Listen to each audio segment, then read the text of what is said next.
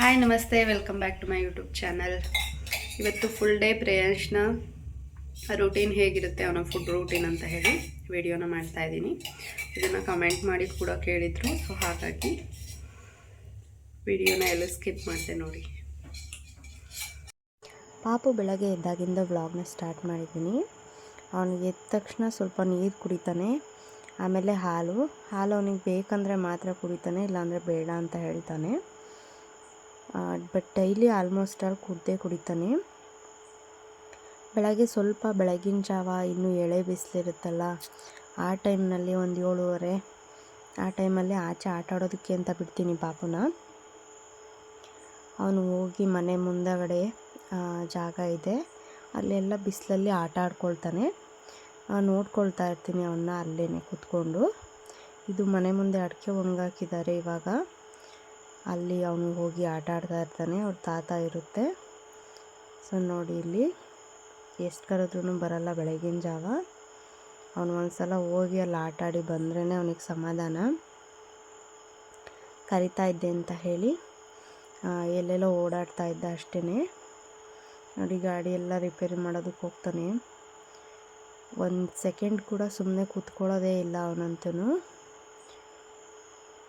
ಅಡುಗೆ ಮನೆಯಲ್ಲಿ ಬಂದು ಏನು ಸಿಗುತ್ತೆ ಸೌಟು ಪಾತ್ರೆ ಪ್ರತಿಯೊಂದನ್ನು ತಗೊಂಡು ಆಟ ಆಡ್ತಾನೆ. ಎಷ್ಟೇ ಆಟ ಸಾಮಾನಿದ್ರೂ ಅದೊಂದು ಸ್ವಲ್ಪನೂ ಕೂಡ ಮುಟ್ಟೋದಿಲ್ಲ ಅವನು. ಅವನಿಗೆ ಬೇಕಾಗಿರೋದೆಲ್ಲ ಅಡುಗೆ ಮನೆಯಲ್ಲೇ ಇರುತ್ತೆ. ಇಲ್ಲಿ ಬೆಳಗ್ಗೆ ತಿಂಡಿಗೆ ಅಂತ ಹೇಳಿ ತರಕಾರಿನ ಇಡ್ತಾಯಿದ್ರು, ತರಕಾರಿ ಪಲ್ಯನ ಮಾಡೋದಕ್ಕೆ ಅಂತ ಹೇಳಿ. ಇವತ್ತು ರೊಟ್ಟಿ ಪಲ್ಯ.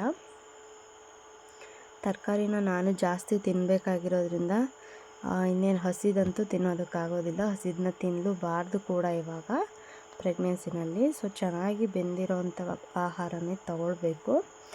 ಸೊ ಹಾಗಾಗಿ ಆದಷ್ಟು ತರಕಾರಿಗಳನ್ನ ಈ ರೀತಿ ಪಲ್ಯ ಮಾಡ್ಕೊಳ್ಳೋವಂಥದ್ದು, ಸಾಂಬಾರಿಗೆ ಹೆಚ್ಚಾಗಿ ತರಕಾರಿ ಹಾಕೋವಂಥದ್ದು, ಪಲಾವ್ ಮಾಡಿದ್ರೆ ಅದಕ್ಕೆ ತುಂಬ ಜಾಸ್ತಿನಲ್ಲಿ ಕ್ವಾಂಟಿಟಿನಲ್ಲಿ ತರಕಾರಿಗಳನ್ನೇ ಹಾಕುವಂಥದ್ದು, ಈ ರೀತಿಯಾಗಿ ಮಾಡ್ಕೊಳ್ತೀನಿ. ನನಗೆ ಅದೇ ಥರ ಮಾಡಿಕೊಡ್ತಾರೆ. ಅವ್ರು ಬೇರೆ ತಿಂಡಿ ಮಾಡಿಕೊಂಡ್ರು ನನಗೆ ಪಲ್ಯನ ಮಾಡಿರ್ತಾರೆ. ನಮ್ಮ ಮನೆಯಲ್ಲಿ ಪಲ್ಯನ ಅಷ್ಟೊಂದು ಇಷ್ಟಪಡೋದಿಲ್ಲ, ಚಟ್ನಿನೇ ಜಾಸ್ತಿ ರೊಟ್ಟಿಗೆ. ನನಗೋಸ್ಕರ ನಾನಿದ್ದರೆ ಪಲ್ಯಗಳು ಜಾಸ್ತಿ ಮಾಡಿಸ್ತೀನಿ. ಇಲ್ಲಿ ನೋಡಿ, ಇಲ್ಲಿ ಇಬ್ಬರು ಮುಖ ತೊಳ್ಕೊಂಡು ಬಂದ್ವಿ, ತಿಂಡಿ ರೆಡಿಯಾಗಿತ್ತು ಅಂತ ಹೇಳಿ. ರೊಟ್ಟಿ ದೇವ್ರ ಮನೆಗೆ ಹೋಗಿ ದೇವರಿಗೆ ಕೈ ಮುಗಿದು ವಿಭೂತಿನ ಇಟ್ಕೊಂಡು ಆಚೆ ಬಂದ್ವಿ. ಅವನು ವಿಭೂತಿನ ಮತ್ತೆ ಮತ್ತೆ ಅಳಿಸ್ಕೊಳ್ತಾ ಇರ್ತಾನೆ, ಯಾಕಂದರೆ ದೇವ್ರ ಮನೆಗೆ ಪದೇ ಪದೇ ಹೋಗಿ ವಿಭೂತಿ ಇಟ್ಕೋಬೋದು, ಆವಾಗ ಬಿಡ್ತಾರೆ ಅಂತ ಹೇಳಿ. ಅವನು ಬೆಳಗ್ಗೆ ತಿಂಡಿ ನಾವು ಏನು ಮನೆಯಲ್ಲಿ ಮಾಡಿರ್ತೀವೋ ಅದನ್ನೇ ತಿಂತಾನೆ. ಅದನ್ನು ತಿನ್ನಲಿಲ್ಲ ಅಂದರೆ ಮಾತ್ರ ಬೇರೆ ಏನಾದರೂ ದೋಸೆ ಆಗಿರ್ಬೋದು, ಚಪಾತಿ ಆ ರೀತಿಯಾಗಿ ಮಾಡಿಕೊಡ್ತೀನಿ. ತಿನ್ನೋದು ಏನೂ ಕೂಡ ಅವನು ತುಂಬ ಬೇಡ ಅಂತ ಎಲ್ಲ ಹಠ ಎಲ್ಲ ಮಾಡೋದಿಲ್ಲ. ನೋಡಿ, ಇಲ್ಲಿ ರೊಟ್ಟಿನ ಆರಾಮಾಗಿ ತಿಂತಾ ಇದ್ದಾನೆ. ಬಟ್ ಅವನಿಗೇನೆಂದರೆ ಬರೀ ತುಪ್ಪ ಅಥವಾ ಬೆಣ್ಣೆ ಈ ರೀತಿ ಎಲ್ಲ ತಿನ್ನೋದಿಲ್ಲ. ಪಲ್ಯ ಆಗಿರ್ಬೋದು, ಚಟ್ನಿ ಆಗಿರ್ಬೋದು, ತುಂಬ ಖಾರ ಇರಬೇಕು, ಸ್ಪೈಸಿ ಇರಬೇಕು, ಆ ಥರದ್ದು ಇದ್ದರೆ ಮಾತ್ರ ನೆಂಚ್ಕೊಳ್ಳೋದಕ್ಕೆ ಅವನು ತಿನ್ನೋ ಅಂಥದ್ದು. ತುಂಬ ಸ್ವೀಟನ್ನು ಏನು ಇಷ್ಟಪಡೋದಿಲ್ಲ. ಅವನಿಗೆ ಏನೇ ಇದ್ದರೂ ಸ್ವಲ್ಪ ಖಾರವಾಗಿರಬೇಕು.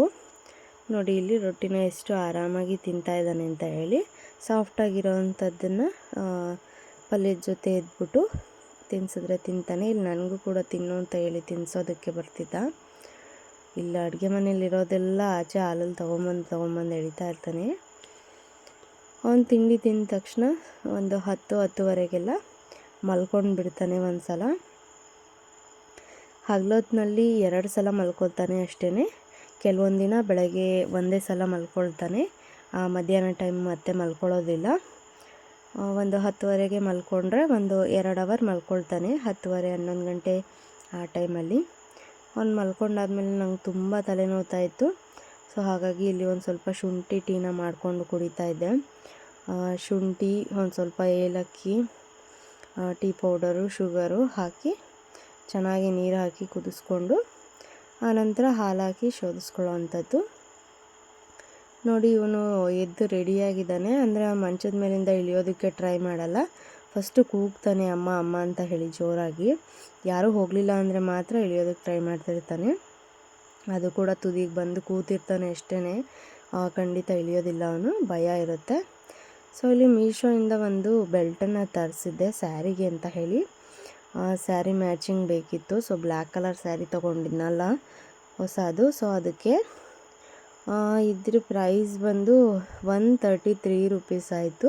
ಬಟ್ ವರ್ತಿ ಅನ್ನಿಸ್ತು, ಯಾಕಂದರೆ ಒಂದು ಬೆಲ್ಟ್ನ ಸ್ಟಿಚ್ ಮಾಡಿಕೊಡೋದಕ್ಕೇ 70 ರುಪೀಸ್ ಏನೋ ತೊಗೊಳ್ತಾರೆ ನಮ್ಮ ಟೈಲರು.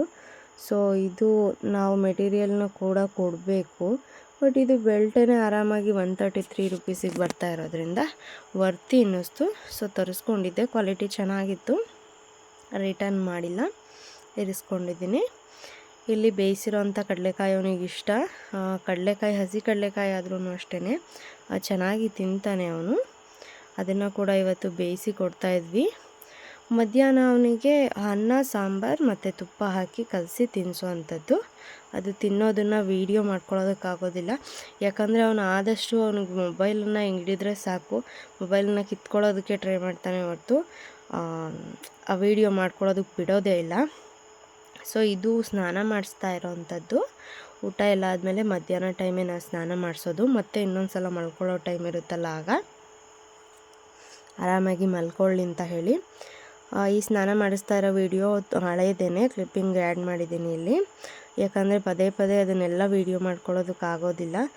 ವೀಡಿಯೋ ಮಾಡೋದಕ್ಕೆ ಮನೆಯಲ್ಲಿ ಯಾರೂ ಕೂಡ ಇಲ್ಲ. ನಾನೇ ಟ್ರೈಪಾಡನ್ನು ಇಟ್ಟು ವೀಡಿಯೋ ಮಾಡಬೇಕು. ಸೊ ಹಾಗಾಗಿ ಇದು ಹೋದ ಸಲ ಯಾವಾಗಲೂ ಮಾಡಿದೋ ಅಂತ ವಿಡಿಯೋ. ಸೊ ಅದನ್ನೇ ಇಲ್ಲಿ ಆ್ಯಡ್ ಮಾಡ್ತಾಯಿದ್ದೀನಿ. ಡೈಲಿ ಕೂಡ ಹೀಗೇ ಅವನಿಗೆ ಸ್ನಾನ ಮಾಡಿಸೋವಂಥದ್ದು. ಸ್ನಾನ ಆದಮೇಲೆ ಅವನಿಗೆ ಯಾವುದೇ ಪೌಡರ್ ಆಗಲಿ ಕ್ರೀಮ್ ಆಗಲಿ ಏನೂ ಹಚ್ಚೋದಿಲ್ಲ. ಇನ್ ಕೇಸ್ ಏನಾದರೂ ಅಲರ್ಜೀಸ್ ಆಗಿತ್ತು ಅಂತ ಅಂದರೆ ಮಾತ್ರ ಸೆಟಾಪಿಲ್ ಲೋಷನನ್ನು ಹಚ್ತೀನಿ ಅಷ್ಟೇ. ಸೋಪ್ ಕೂಡ ಅಷ್ಟೇ, ಡವ್ ಸೋಪ್ನ ಯೂಸ್ ಮಾಡ್ತಾಯಿದ್ದೀನಿ ಇವಾಗ. ಜಾನ್ಸನ್ಸ್ ಬೇಬಿ ಸೋಪು, ಡವ್ ಅಥವಾ ಸೆವಾಮೇಡ್ ಈ ಮೂರರಲ್ಲಿ ಒಂದನ್ನು ಯೂಸ್ ಮಾಡ್ತೀನಿ. ಅವನು ಸ್ನಾನ ಮಾಡಿಸ್ಕೊಳ್ಳೋದಕ್ಕೇನು ಅಳೋದಿಲ್ಲ. ಸ್ನಾನ ಎಲ್ಲ ಮುಗಿದ್ಮೇಲೆ ಒಂದು ಸಲ ಮಲ್ಕೊಂಡು ಎದ್ದ, ಅದು ವೀಡಿಯೋ ಮಾಡ್ಕೊಳ್ಳೋದಕ್ಕಾಗಿಲ್ಲ. ಇದು ಈವ್ನಿಂಗ್ 5 o'clock, ಒಂದು 5 ಗಂಟೆ ಆ ಟೈಮಲ್ಲಿ 5:15 5:30 ಅವನ್ನ ವಾಕ್ ಕರ್ಕೊಂಡು ಹೋಗ್ತೀವಿ. ಡೈಲಿ ಅಮ್ಮನೇ ಕರ್ಕೊಂಡು ಹೋಗ್ತಾಯಿದ್ರು. ಇವತ್ತು ನಾನು ಕೂಡ ಹೋಗಿದ್ದೆ ಜೊತೆಯಲ್ಲಿ. ಸೈಕಲಲ್ಲಿ ಆರಾಮಾಗಿ ಕೂತ್ಕೊಂಡು ಬರ್ತಾನೆ.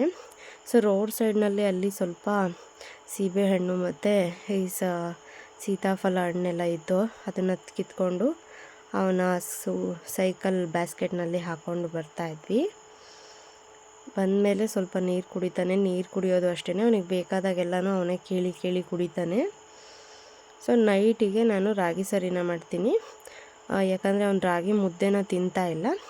ಸೊ ಹಾಗಾಗಿ ರಾಗಿ ಒಂದು ಬೋನ್ ಸ್ಟ್ರೆಂತ್ ಮಾಡೋದಕ್ಕೆ ತುಂಬಾ ಹೆಲ್ಪ್ಫುಲ್ಲು. ಸೊ ಹಾಗಾಗಿ ಒಂದು ಸಲನಾದರೂ ರಾಗಿನ ತಿನ್ನಿಸ್ಬೇಕು ಅಂತ ಹೇಳಿ ಸರಿನ ತಿನ್ನಿಸ್ತೀವಿ.